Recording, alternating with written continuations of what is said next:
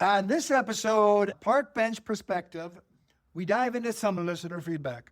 Their ideas, the first show ideas, we're thankful for. We talk restaurants, robberies, pig roasts. So what should they do? Carlos, Grab a seat on the bench.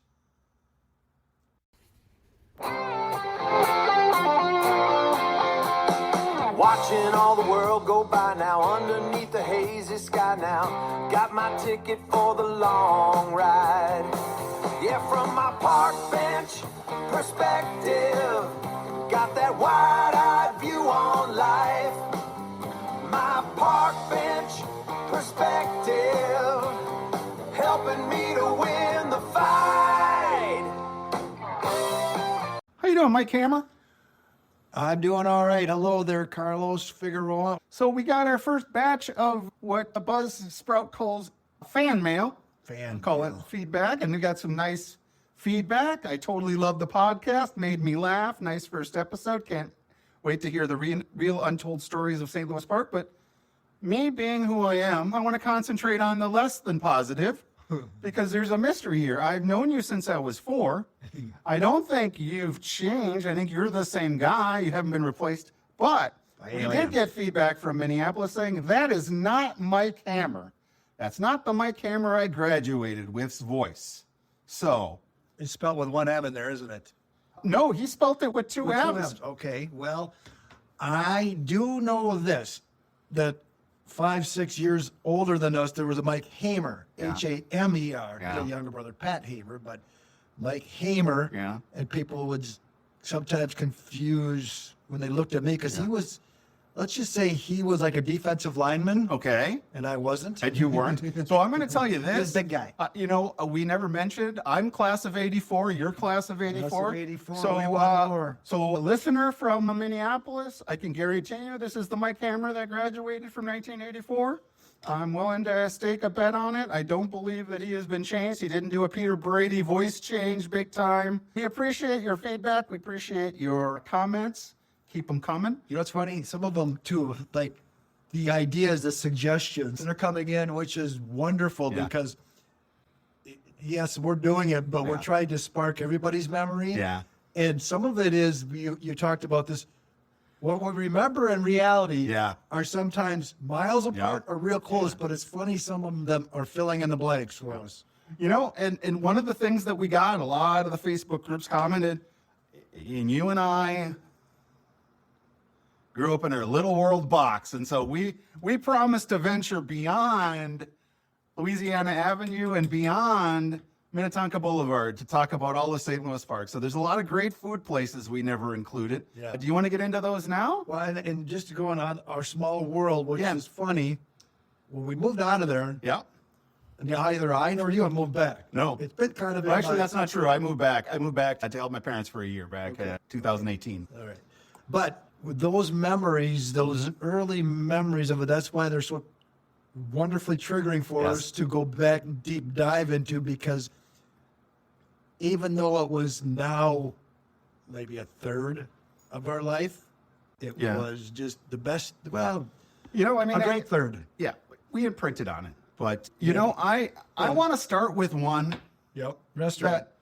a restaurant that honestly got mentioned a lot in the comments, and I don't know how we missed it, and that's Beaks Pizza. Beaks Pizza on the corner of Don- Minnetonka Boulevard and Rococo. Yeah. I think they had moved at the end to somewhere. I don't know. But yeah, that was a staple. You know, and I actually don't remember as a kid pizza being a big deal, maybe frozen pizza, but pizza delivery was not massive when we were in high school. No, but we had the party pizza from Totino's. We did have the party pizza from we have our Totino's. story of the Red Barons. We'll talk about that one We later. will talk about that later, maybe on a Park Bench Perspectives After Dark. Our Haight-Ashbury days. Our Just a Haight-Ashbury comment days. from the common man, but our Haight-Ashbury days triggered a lot of Yeah. So, Barons. and plenty of the fans or the listeners, I don't know, maybe you listened and you didn't like it, so I won't call you fans, as listeners, mentioned Beaks, and one of them who did was our classmate up until high school, Joe Riley.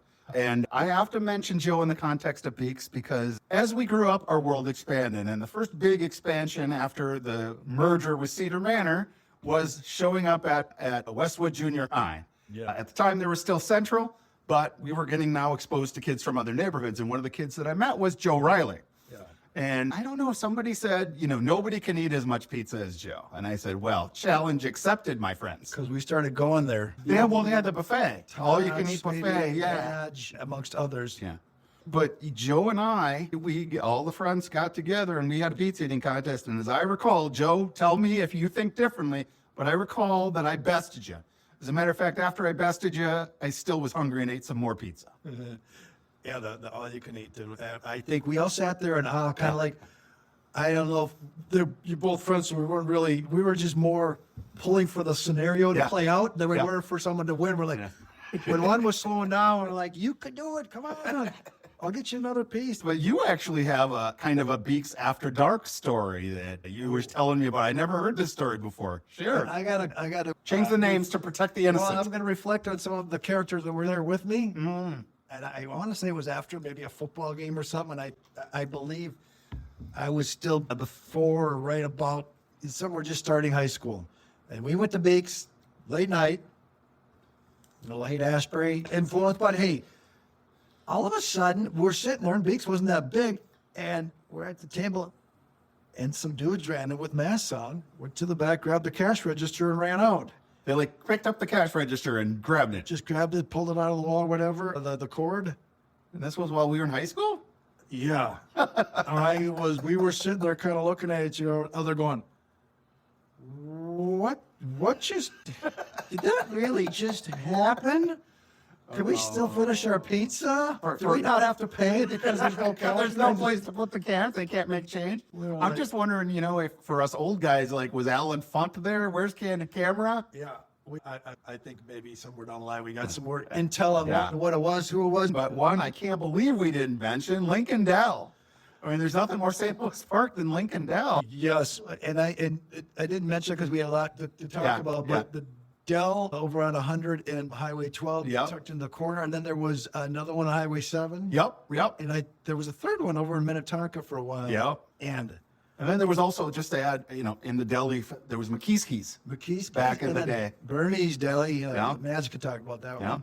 But corned beef on rye. Yeah. I mean, you just some of the sandwiches there were. Oh, one thing, just to jump. Sorry. No, it's okay. Todd was talking to me about when we talked about saws. Yeah. And we had friends there that worked, and sometimes they made the meat so thick. Yeah.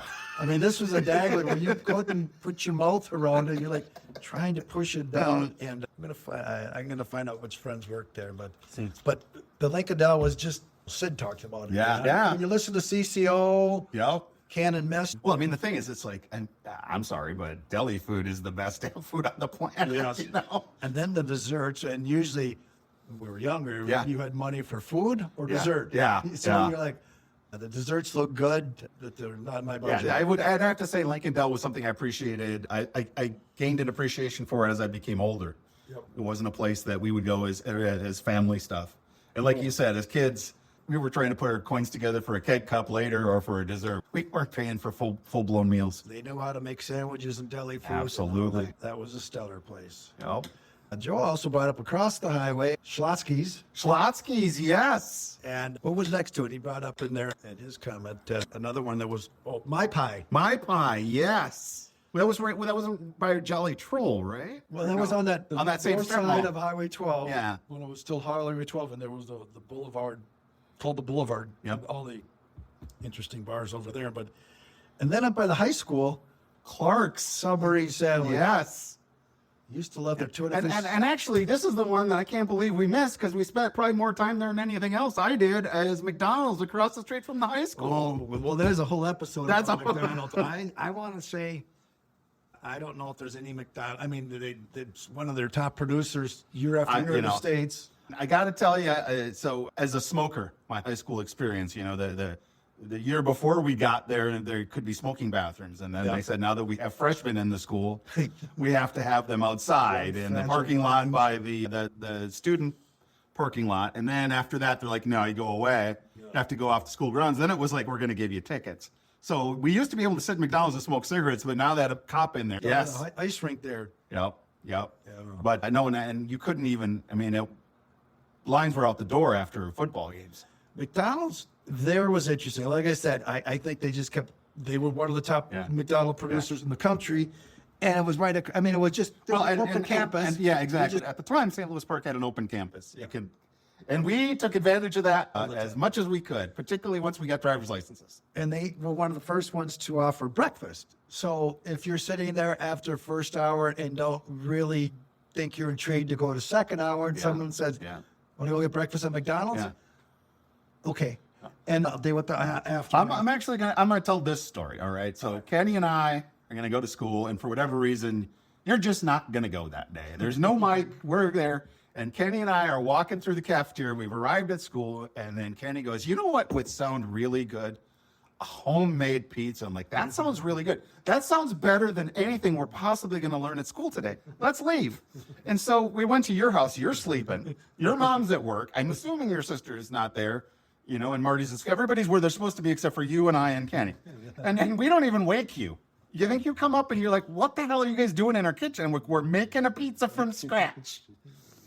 I don't think that we knew, 'cause I don't know how to make a pizza from scratch now. So when I was 16, I'm fairly certain that we ended up with a big mess and ended up having to throw a Red Baron in the oven. We did both. I remember after I started the shakiness, we had an idea. We just didn't have the equipment. Oh, that's right. I'd forgotten that you and Kenny were Shakey's chefs And for a while. Yes. And For a so- cup of coffee. Well, when you think about it, I just need some dough, some sauce, Some cheese. and any kind of meat on there, and maybe some vegetables. The crust is the hard part. That's the from scratch crust is really, you don't know what you're doing. It's going to be ugly. You don't have a roller. Now you just buy a crust. and put it on. Exactly. Actually, it's not hard. You just get a big enough cutting board. You just roll it out. It doesn't have to be perfectly round, but And taking advantage of this open campus, we would oftentimes, by junior, senior year, set up our lunch so that we'd have our open hour right before or after lunch so that we could get 2 hours. And then what we do is we'd leave. No. We'd leave. We'd go to your house. We'd go to your house. We'd stop at Westwood Deli. We'd buy a Red Baron pizza. We'd sit in your house, watch all my children. half hour of all my children because we had to go back to school. And we cooked the pizza, and we cooked many pizzas at your house over lunch. And Cut 'em the with Hammer pizza cutter was scissors. Cut them with the scissors. Why don't you get a Good pizza times. cutter? Good Because times. every time I think about it, it's when I'm cutting it with the scissors, and then the thought leaves. It's funny. Back to McDonald's. Yeah.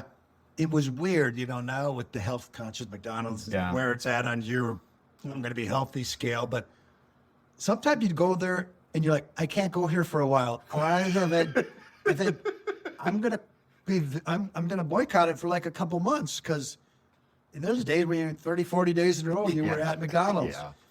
But the lunch open campus was cool because we would. And honestly, I tell you, it may just be, memories, but that rectangle pizza was fire, man. I love that rectangle pizza. I miss it. I haven't had that rectangle pizza in a long time. 2 pieces. Exactly. That and basically the sugar donuts, the rolls that were just covered in someone put sugar. Yeah. So you had a sugar rush going on until like Midway through class, and then you'd collapse. chemistry. I'd be falling asleep. Still to this day, have dreams of looking up at the chart. Yep. It's a chart periodical. Yep. And not remembering any of it, and then trying to get to class because there was a test, and I couldn't get there, and I'd see your car drive by. It's a fun dream. That sounds like a nightmare. So No, but just it happened. I'm going to add another restaurant that is not technically St. Louis Park, but I have some fond memories of it, and that is Rocky Rococo's on Blake Road, across 7. That just had there's pizza in our history where you just know what it is. Yeah. Taste test, Shakey's Pizza. Yeah. You ask anybody that ate enough of it, they would know a Shakey's Pizza. I would, honestly. in a I lineup. have to tell you that Shakey's Pizza is the last time I had real good Canadian bacon. Yes. If you have pizza now with Canadian bacon, it's like an old piece of ham. It's just put Canadian in front of it. Exactly. They take an old piece of ham, teach you to play hockey, and say it's Canadian now. Yeah. But I have a special Rocky Rococo's memory, and we're in high school and we go, it's Valentine's Day. And so I took her to Rocky Rococo's on Valentine's Day. Not only did I get her heart-shaped pizza, but we watched Luke and Laura's wedding on the big screen.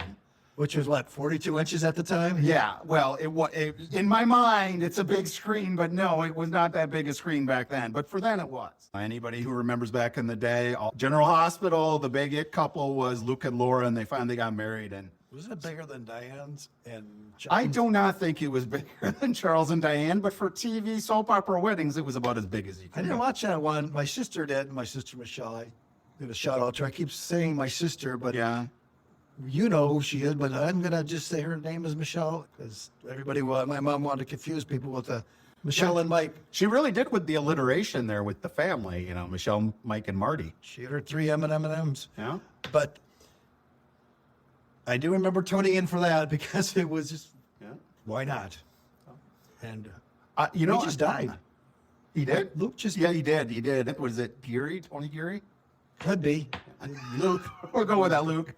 Concrete, permanent pig roaster.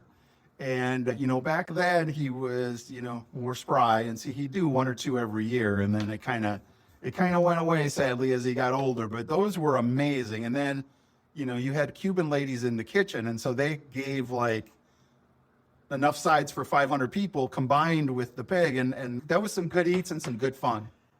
And it was fun because Lily White Mike Yeah. knew what pig was. And I'd go in the kitchen to get the other stuff. Yeah. Yakima, Yucca. whatever. And they would explain that to me. And I'll get into it. Yeah. We used to babysit. Yeah. We have some stories there Yeah. about your relatives over there. But Yeah. they, we were young, so, Yeah. they were very motherly mothers. Yeah. And they're like, come on, Michael, come here. Take this. And I'm like, what is it?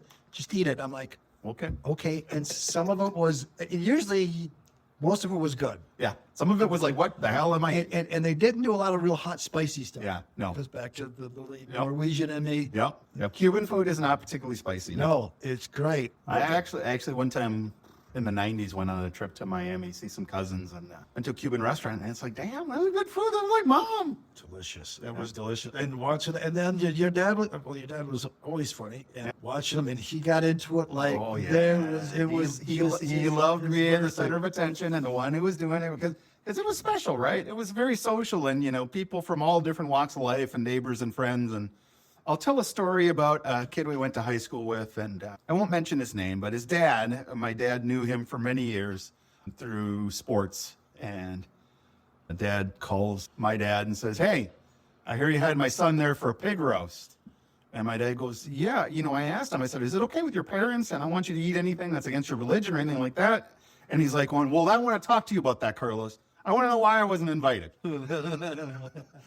And so, it's something I really miss, not just because I missed the connection with my dad, but that was just fun. It was just an excuse to have, a couple hundred people over and have some beers and tell some stories and eat some food and a mix of different cultures and everything else. And it was some of my best memories. They were great. And that graduation party with the pig roast, Yeah. epic. We had a band. We did have a band, and then We went through 7 kegs. I don't know how many kegs. I know that there were a lot. There were a lot. And we got the road blocked off. The police department blocked out the road. We got a city permit for a block party. Just Yeah, getting one of the ready. neighbors called the police because of the band that hadn't even played yet. My cousin Mo, who those in St. Louis Park would know him as Rice. His band was kind enough. They were going to play our graduation, but we had to pull the plug due to, it was very much, it wasn't quite the Beatles on the top of the building, but the authorities made us stop the party. Didn't they play a little bit unplugged? They might have, I don't know, a lot going on. There was a lot of people. I mean, it was basically the road was blocked off, 18th Street, and it was all of my house with the food, and then the kegs, I think, were behind Kenny's house. Yep. And it was epic. I think we were probably about 5 or 6 or 7, I don't know. We had started talking about, we should do a joint graduation party all together. And Well, what kind of happened? It was more our parents. Yeah. Because man and Ron. Mom, and they were talking, and then me being close and my Yeah. mom being a single mom, they always kind of looked her in. She with the fifth wheel. Yeah. And they're like, how about that? And we're like, how about that? And it just kind of morphed into. Yeah, it was fun. That was a good time. We just seemed to have easy. Good times weren't hard to come by. Good times were not hard to come by, no. Another one that I recall was the Lions Club Pancake Breakfast, which was an annual event. And, I think I remember going to it it was still, I think, Westwood Junior High. Yes. And be in the lunchroom and you'd go and you'd eat pancakes. And it was once again, it was an expanding world, right? It's what you'd basically, I'd see all the baseball kids. Yep. And you went there because your parents went there. Yeah. You didn't know why you're going there. Yeah. You're like, I do pancakes. Let's do it. And I'm completely ignorant. I do not know anything about Lions Club. Don't they collect glasses? Like, there's a place that does like glasses, like old glasses to give to the poor or something like that. the Lions Club. I know when the year in college when we went to the College World Yeah. Series, and the Lions Club in the area was our sponsor. Okay. It was interesting, but Wasn't there was a team in Little League too that was or Babe Ruth that was Lions? I Yeah, think the was Lions. sponsored. Yep. So just a bunch of do-gooders. You know what? It's the Buffalo Club. Okay. The- But they're not the ones that are clowns, right? no, Okay. those are the Shriners. All right. Just want to We keep. talked to Lionel and Smitty about the. We got to hear about the Shriners because I gotta tell them that clowns make me nervous. But the little go-karts. They go to all those city parades and drive their go-karts. But another restaurant for us? God, there's so many to choose from. It's almost like Remember, we get a little bit older. Bennigans with the see-through the glass dance floor. Yep. Bennigans was big. That was like a place to go to dance. Was the upstairs. Every once in a while, my grandma would bring us to the Oak Room downtown Dayton's. Oh yeah. That was sophisticated. That happened in high school. We get there. It was good on Sunday morning. We time it because we had 2 routes and we combined them on Sunday to do it together. Me and Kenny, and you'd come once in a while, and we timed it so we got to that end of the paper out when they were opening and the donuts were coming out, and we'd bring them a free paper because there was always extra in the box. Yep. So whatever. And we would give him a paper and eat glazed donuts till we were sick of sugar and went home. And I think they probably went back to bed.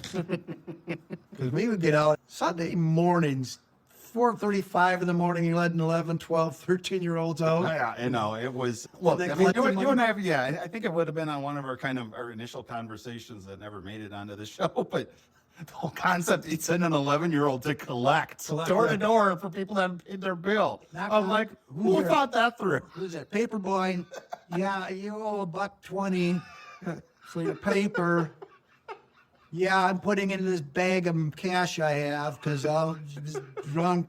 Here, I'm going to give you the little stamp back Stamp. showing that you paid that one. But yeah, this is my bag of cash. And Carlos, what you got going on? Well, I continue to do some writing on Substack, Systems Under Pressure at Substack.com. And I started a new section now that it's baseball season called The Ballpark Barrister. We're going to be talking about some legal issues and how it affects our favorite game. And we'll be talking about that more in the future. I think that's all we have. Hammer and Carlos out. Watching all the world go by now, underneath the hazy sky now. Got my ticket for the long ride. Yeah, from my park bench perspective, got that wide-eyed view on life. My park bench perspective, helping me to win the fight.